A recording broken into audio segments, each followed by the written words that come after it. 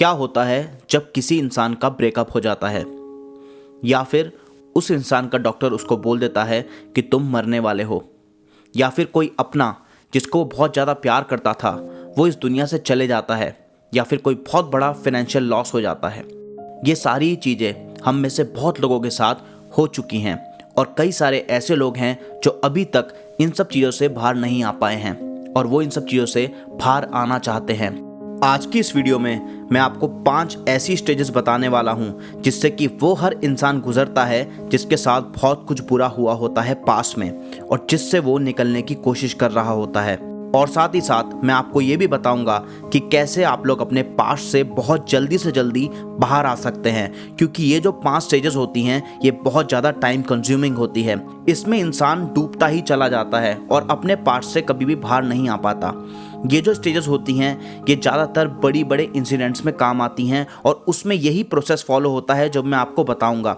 ये ऐसी बातें हैं आपको जो कि कोई भी नहीं बताएगा आपको यूट्यूब पे, ना ही आपको सर्च करने पे ऐसा कुछ मिलेगा। ये स्टेजेस उन लोगों के साथ होती हैं जिनका ब्रेकअप हुआ हो, या फिर पैसे का बहुत बड़ा नुकसान हो गया हो, या फिर उनका कोई अपना इस दुनिया से चला गया हो, या फिर डॉक्टर ने उनको बोल दिया हो कि आप लोग अब मरने वाले हो।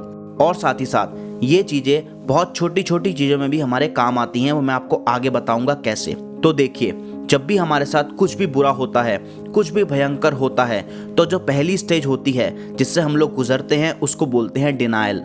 सबसे पहले हमारे साथ डिनायल होता है, यानी कि हम लोग विश्वास ही नहीं कर पाते कि ये मेरे साथ हो रहा है। एग्जाम्पल के तौर पे, अगर हमारे को खबर मिलती है कि इस बंदे की डेथ हो गई है तो सबसे पहले हम लोगों को उस बात पे विश्वास ही नहीं होता। हम लोग बोलते हैं कि नहीं, ऐसा नहीं हो सकता, उनकी डेथ नहीं हो सकती। आपको किसी ने गलत खबर दी होगी, या फिर उनकी नहीं, उनके पिताजी की डेथ हुई होगी, उनकी मदर की डेथ हुई होगी, क्योंकि हम लोग विश्वास ही नहीं करना चाहते कि उस इंसान की डेथ हुई होगी। इसी स्टेज को बोलते हैं डिनायल।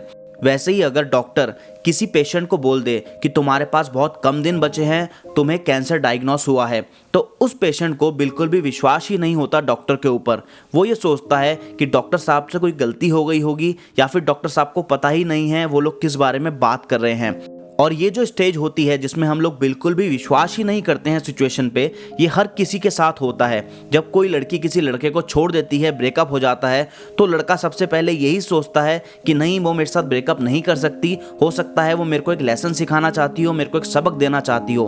तो ओवरऑल जो ये पहली वाली स्टेज होती है डिनायल की, इसमें हम लोग किसी भी बात का विश्वास नहीं कर रहे होते और हम लोग ये सोच रहे होते हैं कि नहीं, ये चीज़ मेरे साथ कभी हो ही नहीं सकती। अब हम लोग वेरीफाई करने का कोशिश करते हैं, हम लोग ट्राई करते हैं चेक करने की कि क्या सच में मुझे उस लड़की ने छोड़ दिया, या सच में उस व्यक्ति की डेथ हो गई, या सच में मेरे को कैंसर है। तो इंसान उस चीज़ के बारे में उसको वेरीफाई करने निकल जाता है, और जब एक बार वो अपना पूरा बेस्ट ट्राई कर लेता है, पूरा फाइंड आउट कर लेता है, तब उसको पता लगता है कि हाँ, ये सच में मेरे साथ हुआ है। तब वो उस चीज़ को रियलाइज़ करता है और आ जाता है स्टेज नंबर 2 में, जिसका कि नाम है एंगर। एंगर की स्टेज में हम लोग बहुत ज़्यादा नाराज़ हो जाते हैं, बहुत ज़्यादा चिड़चिड़े हो जाते हैं कि ऐसा मेरे साथ कैसे हुआ। जैसे ही हमें रियलाइज़ होता है कि मेरे साथ ये हुआ, हम लोग उसी टाइम अपना टेम्पर खो देते हैं और चिल्लाने लग जाते हैं, अपने आप से सवाल पूछने लग जाते हैं कि ऐसा मेरे साथ ही क्यों हुआ, या फिर ऐसा उस व्यक्ति के साथ ही क्यों हुआ जिसकी डेथ हुई, क्यों मेरे को कैंसर निकला, या उस लड़की ने मेरे को क्यों छोड़ा।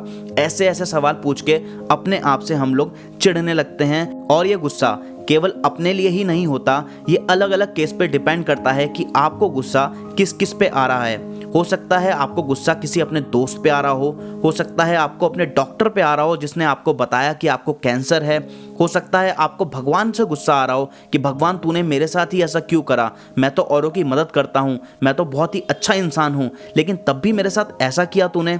या फिर वो गुस्सा अपनी फैमिली के लिए हो सकता है, या फिर अपने लव्ड वन के लिए हो सकता है जिन्होंने आपके साथ ब्रेकअप करा।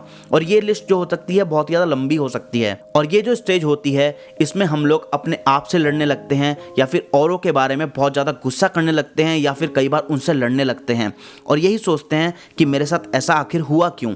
लेकिन कई टाइम की जद्दोजहद के बाद भी, बहुत ज़्यादा गुस्सा करने के बावजूद भी, आपको एक टाइम पे आके रियलाइज़ होता है कि मेरे गुस्सा करने से इस चीज़ पे कोई भी असर नहीं पड़ता। तो फिर आप लोग आ जाते हो अपनी स्टेज नंबर 3 पे, जिसका कि नाम है बार्गेनिंग। अब जो ये तीसरी स्टेज होती है बार्गेनिंग की, यानी कि मोल भाव करना, ये काफ़ी ज़्यादा इंटरेस्टिंग स्टेज होती है। इस स्टेज में क्या होता है, हमने पहले डिनाइल कर लिया, उसके बाद हम लोग गुस्सा भी हो गए, सब कुछ हमने करके देख लिया, लेकिन फिर हम लोग अपनी तीसरी स्टेज में आ जाते हैं जिसे बोलता है बार्गेनिंग, यानी कि अगर शॉर्टकट में बोला जाए तो भीख मांगना। अगर हमें कोई बड़ी बीमारी हो गई है तो हम लोग ऊपर वाले से बोलते हैं कि ऊपर वाले मुझे इस बार ठीक कर दे, मुझे प्लीज़ माफ़ कर दे, अगर तू मुझे ठीक कर देगा तो मैं ऐसे करके चैरिटी करूँगा, मैं कई लोगों में पैसे बांटूंगा, इस मंदिर जाऊँगा, उस दरगाह पे जाऊँगा, ऐसी बड़ी बड़ी बातें करने लगते हैं, अपनी जान की भीख मांगने लगते हैं। और अगर हमारा कहीं ब्रेकअप हो गया है तो हम लोग उस लड़के या फिर उस लड़की से बोलने लगते हैं कि प्लीज़ मुझे मत छोड़ के जाओ, प्लीज़ अब से मैं सुधर जाऊँगा, अब से मैं तुम्हारी केयर करूँगा, अब से मैं ये करूँगा, अब से मैं वो करूँगा। मतलब कुछ भी करके कोशिश ये करते हैं कि ये जो सिचुएशन है इससे एक बारी के लिए हम लोग बाहर आ जाएं। और हम लोग अपने दिल से भी कमिट करते हैं कि आज के बाद मैं सच में इस चीज़ को नहीं करूँगा, बस एक बार मुझे इस सिचुएशन से बाहर निकाल दो। इस सिचुएशन में एक गैम्बलर जो होता है वो ऊपर वाले से बोलता है कि भगवान प्लीज़ मेरा सारा पैसा लौटा दो, मैं आज के बाद कभी गैम्बलिंग नहीं करूँगा, कभी जुआ नहीं खेलूँगा और हमेशा मैं अपने पैसे को सेव करूँगा और सही जगह पे इन्वेस्ट करूँगा। लेकिन बहुत सारा मोल भाव करने के बाद भी, चाहे वो ऊपर वाले से हो, चाहे वो अपने लवर से हो, चाहे वो किसी भी इंसान से हो, आखिरी में होता कुछ भी नहीं। और उस इंसान को फिर हल्के हल्के रियलाइज़ होने लगता है कि मैं हेल्पलेस हूँ, मैं चाहे कितनी भी भीख मांग लूँ लेकिन ये सिचुएशन जो है ये ऐसी की ऐसी है और कुछ बदलने वाला नहीं है। और इस स्टेज के बाद जो हमारी नेक्स्ट स्टेज आती है, इसमें सबसे ज़्यादा लोग काफ़ी लंबे टाइम तक फंसे रहते हैं। इस स्टेज का नाम है डिप्रेशन। जो ये डिप्रेशन की स्टेज होती है ये काफ़ी ज़्यादा यूनिक होती है, क्योंकि जो इंसान अभी तक जो डिनाइल कर रहा था, विश्वास ही नहीं कर रहा था कि उसके साथ ऐसा हुआ है, जो इंसान इतना ज़्यादा गुस्से में था कि जिसकी कोई हद नहीं, जो इंसान एकदम होपलेस होके, हेल्पलेस होके भीख मांग रहा था, बार्गेनिंग कर रहा था, अब वो इंसान इस स्टेज में आके एकदम ही शांत हो जाता है, एकदम ठंडा पड़ जाता है। वो इंसान अब वो ऐसा लगता ही नहीं कि वो इंसान था जो अभी इतना ज़्यादा गुस्से में था या जो इतना हेल्पलेस था। अब वो इंसान बिल्कुल शांत हो जाता है, बिल्कुल काम हो जाता है और अपने डिप्रेशन में घुसता चला जाता है। अब वो अपनी सारी रिस्पॉन्सिबिलिटीज़ को भूल जाता है, वो सब कुछ भूल जाता है और बस अकेला बैठ के एक जगह रोने लगता है। और वो ऐसे आंसू होते हैं जो कई बार आंसू निकलते भी नहीं, लेकिन वो दिल से रो रहा होता है। उस इंसान का किसी से भी मिलने का मन नहीं करता, वो अपने आप को सबसे आइसोलेट कर लेता है, वो किसी फंक्शन में नहीं जाता, वो इवन इफ घर से निकलना भी पसंद नहीं करता। यही एक इकलौती ऐसी स्टेज है जिसमें आके उस इंसान को पूरा यकीन हो जाता है कि अब कुछ भी नहीं हो सकता, मेरी जो लाइफ है वो एंड पे आ चुकी है। अब उसको लगता है अब इस केस में कुछ भी नहीं हो सकता, मैं एकदम खाली हो चुका हूँ, अब मेरे पास बचने का कोई भी सहारा नहीं है। और डिप्रेशन में आने की वजह से आप सभी को पता ही होगा कि डिप्रेशन के कितने सारे सिम्टम्स होते हैं जिनसे वो फाइट करता है, जो उसके साथ बीतते हैं, जैसे कि नींद ना आना या फिर किसी अल्कोहलिक सब्सटेंस का यूज़ करना या फिर कोई ड्रग्स का यूज़ करना। तो कई सारे लोग ड्रग्स, अल्कोहल, इन सब चीज़ों में चले जाते हैं डिप्रेशन में आने के बाद। कई लोगों को नींद नहीं आती, कई लोगों को सुसाइडल थॉट्स आते हैं और ये लिस्ट बहुत लंबी है। आई थिंक कि आप सभी को पता ही होगा कि डिप्रेशन के क्या क्या सिम्टम्स होते हैं। और फिर काफ़ी लंबे टाइम के बाद मैं आपको दोबारा बोल रहा हूँ, क्योंकि डिप्रेशन का ही एक ऐसा फेज़ है जो कि बहुत लंबा टाइम लेता है निकलने के लिए। काफ़ी लंबे टाइम के डिप्रेशन के बाद आखिरकार वो इंसान अपनी नेक्स्ट और फाइनल स्टेज में पहुँच जाता है, जिसका कि नाम है एक्सेप्टेंस यानी कि स्वीकार करना। ये एक ऐसी स्टेज है जब वो इंसान सब कुछ एक न्यूट्रल इमोशन से देखता है, क्योंकि इससे पहले जितनी भी स्टेजेस थी उन स्टेजेस में वो कहीं ना कहीं बहुत ज़्यादा इमोशनल था, कहीं ना कहीं आप कह लो कि कनेक्टेड था अपनी स्टोरी से, क्योंकि उसके साथ जो बीत रहा है उससे वो बहुत ज़्यादा कनेक्टेड था। लेकिन जब ये लास्ट स्टेज आती है एक्सेप्टेंस की, इस टाइम पे वो बंदा बिल्कुल न्यूट्रल हो चुका है। उसके मन के जो इमोशंस हैं वो बार बार आ के बहुत बार उसने सोच लिया इस बारे में, सब कुछ हो गया। अब उसने एक्सेप्ट कर लिया है कि हाँ मेरे साथ ये चीज़ हुई है, तो अब वो बिल्कुल न्यूट्रल तरीके से देखता है अपनी सिचुएशन को, जैसे कि एक आम आदमी देखेगा जो कि इसको नहीं जानता। जब उस इंसान को डॉक्टर ने पहली बार बताया था कि तुम्हें कैंसर है और तुम मरने वाले हो, तो आपको याद होगा उसकी हालत कैसी थी। लेकिन इस स्टेज में आकर चाहे मौत कितनी भी खतरनाक हो, कितनी भी खौफनाक हो, लेकिन अब वो इस मौत को बिल्कुल पीसफुली एक्सेप्ट करता है। वो कहता है कि कोई बात नहीं, मेरी किस्मत में ऐसा था, मेरी किस्मत में मरना लिखा था, तो इसके लिए अब मैं कुछ कर नहीं सकता, और वो अपनी मौत तक को एक्सेप्ट कर लेता है। और वैसे ही जिन लोगों ने अपने किसी लव्ड वन को खोया था, वो लोग भी अब एक्सेप्ट कर लेते हैं कि हाँ हमारी किस्मत में लिखा था, उसकी मौत इतनी जल्दी उम्र में होनी थी। या फिर जिनकी गर्लफ्रेंड बॉयफ्रेंड ने उनको छोड़ दिया है, वो लोग अब एक्सेप्ट कर चुके होते हैं कि ठीक है उसने मुझे छोड़ दिया, मे बी हमारी चीज़ें वर्क नहीं करी, मे बी मैं गलत था, मे बी वो गलत थी, आई डोंट नो, लेकिन अब वो एक्सेप्ट कर चुका है। यानी कि ये एक फाइनल स्टेज ऐसी आती है जिसमें उस व्यक्ति को पूरा विश्वास हो जाता है कि मेरे साथ ये हुआ है और मैं इसको एक्सेप्ट करता हूँ। और यही है बहुत इंपॉर्टेंट स्टेज। ये जो मैंने आपको 5 स्टेजेस बताई हैं, इसमें हर आदमी अपनी अपनी सिचुएशन के हिसाब से अलग अलग स्टेज में लंबे या फिर छोटे टाइम तक गुजार सकता है। डिपेंड करता है कि उसके साथ क्या बीत रहा है और वो इंसान एक्चुअल में है कैसा, वो प्रॉब्लम से कैसे डील करता है। हो सकता है कोई इंसान पहली स्टेज पे काफ़ी लंबे टाइम तक अटक जाए और कोई हो सकता है कि 4th स्टेज में काफ़ी लंबे टाइम तक अटक जाए। ये सब डिपेंड करता है उस कंडीशन पे और उस व्यक्ति पे। और ये जो स्टेजेस आती हैं ये इंसान के मैक्सिमम हर सिचुएशन में आती है जिसमें भी उसका लॉस होता है। जैसे कि अगर किसी की जॉब छूट गई, ये स्टेजेस तब भी आएंगी। अगर किसी ने अपने घर में कोई पेट खो दिया, किसी का डॉग मर गया, ये सिचुएशंस उसके साथ तब भी आएंगी। कोई बिजनेस में बहुत बड़ा लॉस हो गया, तब भी ये सिचुएशन आएंगी। और इवन इफ छोटी से छोटी चीज़ में भी ये सिचुएशन आती हैं। एग्जाम्पल के तौर पे अगर किसी इंसान का मोबाइल खो गया तो भी उसके साथ ये सारी की सारी सिचुएशन आएंगी और ये 5 की 5 स्टेज से उसको गुजर के जाना पड़ेगा। मान के चलिए कि उस आदमी का जो मोबाइल है वो अभी अभी खोया है, और जैसे ही उसका मोबाइल खोता है और वो रियलाइज़ करता है कि उसका मोबाइल नहीं दिख रहा, तो वो एकदम से डिनाइल में आता है। जब उसको कोई बोलता है कि कहीं तेरा मोबाइल खो तो नहीं गया, तो बोलता है नहीं यार, पहली स्टेज में वो है इस टाइम। वो कहता है नहीं यार मेरा मोबाइल नहीं खो सकता, ऐसा थोड़ी हो सकता है, यहीं कहीं होगा, मेरी जेब में होगा, रुको 1 मिनट निकालता हूँ। या फिर वो कहता है मेरी ड्रॉर में होगा, मेरी कार में होगा। मतलब अभी उसको ऐसा लग रहा है कि 1 मिनट के अंदर अंदर मेरा मोबाइल ईजिली मिल जाएगा, क्योंकि मैं मोबाइल कभी खोता नहीं हूँ और मेरा मोबाइल खोना पॉसिबल ही नहीं है। अब मोबाइल को ढूंढते वक्त पूरे 10 मिनट बीत चुके हैं लेकिन उसका मोबाइल नहीं मिल रहा। अब वो अपने किसी जानने वाले के मोबाइल से कहता है कि कॉल करो मेरे नंबर पे ताकि मेरा मोबाइल मिल जाए। अब वो लोग जब कॉल करते हैं तो उसका फ़ोन स्विच ऑफ आता है। तो अब उसको पूरा विश्वास हो चुका है कि उसका फ़ोन खो चुका है। तो अब वो क्या करता है, अपनी 2nd स्टेज में आ जाता है कि जिसका नाम है एंगर। अब वो एंगर वाली सिचुएशन में बोलता है कि क्या यार, मैं ऐसा कैसे कर सकता हूँ अपने साथ, मैं ऐसा अपने साथ कभी नहीं कर सकता, मैं अपना मोबाइल खो ही नहीं सकता, मैंने अपने आप को ऐसा क्यों करा। वो एकदम चीखने चिल्लाने लगता है, वो गुस्से में दरवाजे पटकने लगता है, अपने कुशन्स उठा के फेंकने लगता है सोफे के अपने मोबाइल ढूंढने के लिए, और बहुत ज़्यादा गुस्से में अपने ड्रॉर्स को बंद करने लगता है, खोलने लगता है। मतलब अब उसकी एंग्री साइड जो है वो बाहर निकल के आती है और वो बहुत ज़्यादा गुस्से में आ जाता है कि उसने अपना मोबाइल फ़ोन कैसे खोया। उसके बाद वो आ जाता है बार्गेनिंग की स्टेज पे। अब वो बार्गेनिंग करने लगता है कि प्लीज़ मेरा मोबाइल मुझे मिल जाए, अगर मेरे को मेरा एक बार मोबाइल मिल गया तो आज के बाद मैं इसे कभी नहीं खोऊंगा, आज के बाद मैं इसको बहुत केयर से रखूंगा, अपने साथ रखूंगा।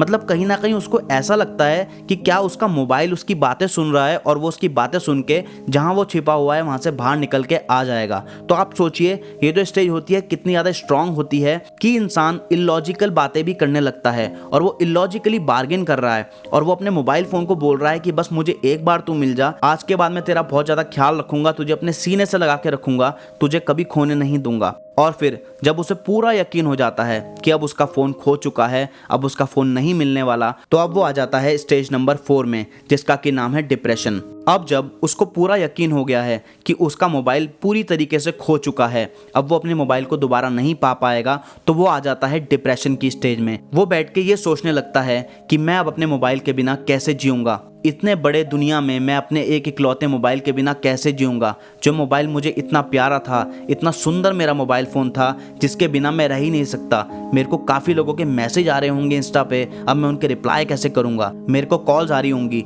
अब मैं अपने कॉल्स को कैसे उठाऊँगा। या फिर वो ये सोचने लगता है कि पता नहीं मुझे इस टाइम कितने लोग कॉल करने की कोशिश कर रहे होंगे और मेरा मोबाइल ऑफ जा रहा है। तो कहीं ना कहीं उसके माइंड में डिप्रेशन उसको जकड़ने लगता है और वो कहीं ना कहीं बैठ के सोचने लगता है कि मेरे मोबाइल के बिना क्या होगा। एंड फाइनली सारी चीज़ें ट्राई करने के बाद आखिरकार वो आ जाता है स्टेज नंबर 5 में, जिसका कि नाम है एक्सेप्टेंस। अब वो स्टेज में एक्सेप्ट कर लेता है कि हाँ यार, मेरा जो मोबाइल है वो सच में खो चुका है और अब मैं इसके लिए कुछ भी नहीं कर सकता। वो जाता है दुकान में, एक नया फ़ोन खरीदता है और अपने पुराने डेटा को iCloud से सिंक कर लेता है और सब कुछ ओके हो जाता है। और 1 महीने बाद उसको याद भी नहीं रहता कि उसका फ़ोन कभी खोया था और वो अपने पुराने फ़ोन को कभी याद भी नहीं करता। अब हम ये जानते हैं कि ये जो 5 स्टेजेस हैं अब हमें पता लग चुका है कि क्या क्या होता है इंसान के साथ, जिसके साथ भी कुछ बुरा होता है तो वो इन 5 स्टेज से गुजरता है। अब हम ये जानते हैं कि ये स्टेजेस हमें कैसे हेल्प कर सकती हैं हमारे पास्ट से जल्दी रिकवर होने में या फिर जल्दी बाहर आने में, आप कह सकते हो। देखिए, सबसे पहले तो आप ये बिल्कुल मान लीजिए कि हर इंसान को इन्हीं सब 5 स्टेजेस से गुजरना पड़ता है अगर उसके साथ कुछ भी बुरा होता है तो। और इन सब स्टेजेस को पार करना उसकी नेसेसिटी है और वो ऐसा करेगा ही करेगा, चाहे उसको कितना भी टाइम लगे किसी भी स्टेज पे। इंसान के हिसाब से कोई स्टेज छोटी हो सकती है उसके लिए, कोई स्टेज उसके लिए बड़ी हो सकती है, यानी कि टाइम कंज्यूमिंग हो सकती है। लेकिन इन सब 5 स्टेज में से सबसे ज़्यादा जो लास्ट स्टेज है वो बहुत ज़्यादा इंपॉर्टेंट है, यानी कि एक्सेप्टेंस की स्टेज।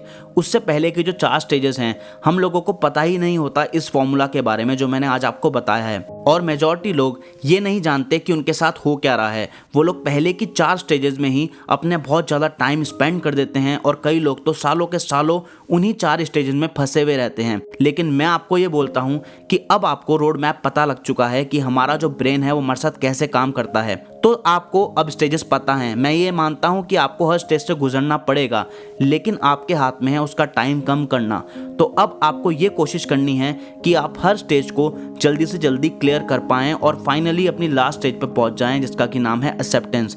स्वीकार कर लें कि हाँ, मेरे साथ ये हुआ है और ये हुआ है, ये फैक्ट है। तो अब आप इस चीज़ से बाहर आ चुके होंगे जब आपका माइंड आपको ये बोलेगा कि हाँ, मैं मानता हूँ मेरे साथ ये हुआ है, अब इसको ठीक करने के लिए मेरे पास ये एक्शंस हैं, ये चीज़ें मेरे को करनी ज़रूरी हैं। तो आपको अपने माइंड को बताना पड़ेगा कि मैं ऐसे खाली बैठ के मेरी लाइफ में कोई भी चेंज नहीं होने वाला। इस सिचुएशन से बाहर आने के लिए मुझे इस चीज़ को एक्सेप्ट करना पड़ेगा और मेरे को आगे के कामों के लिए मेहनत करनी पड़ेगी। तो आई होप कि आपको ये वीडियो अच्छी लगी हो और इस वीडियो को आप उस एक ऐसे इंसान के साथ शेयर करें जो आपको लगता है कि कहीं ना कहीं अपनी किसी पुरानी वजह से लेकर कोई पुरानी बात उसकी लाइफ में हो चुकी है जिससे कि वो आज भी परेशान है। तो आप लोग उस पर्सन को इस वीडियो को शेयर कर दीजिए। वीडियो अच्छी लगी हो तो वीडियो को लाइक जरूर कर दीजिए और चैनल को सब्सक्राइब कर दीजिए। फिर मिलते हैं आपसे नेक्स्ट वीडियो में। Till then bye bye, take care, see you.